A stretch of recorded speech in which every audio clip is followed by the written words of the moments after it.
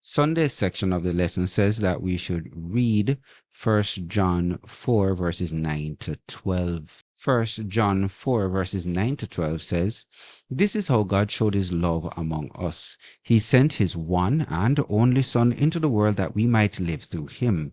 This is love, not that we loved God, but that he loved us and sent his Son as an atoning sacrifice for our sins." Dear friends, since God so loved us, we also ought to love one another.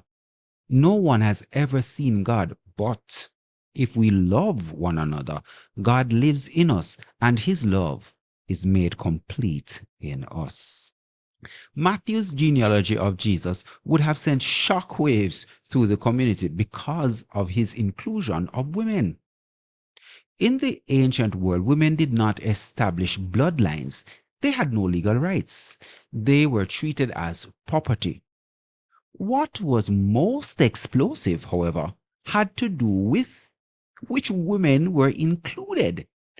We can see Matthew 1, verse 3 and 5 and 6.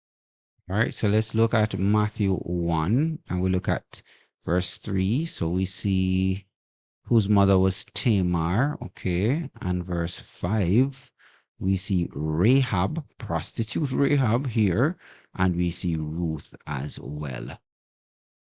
What do these women have in common? Most of these women were not women of wealth, women of substance. They were seen as less fortunate, or in some cases as outright outcasts.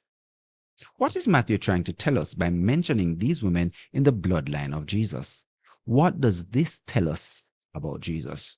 Well, if they can be included, even though they are outsiders and of quote unquote questionable character, then we also can reach out to people who are in a similar situation.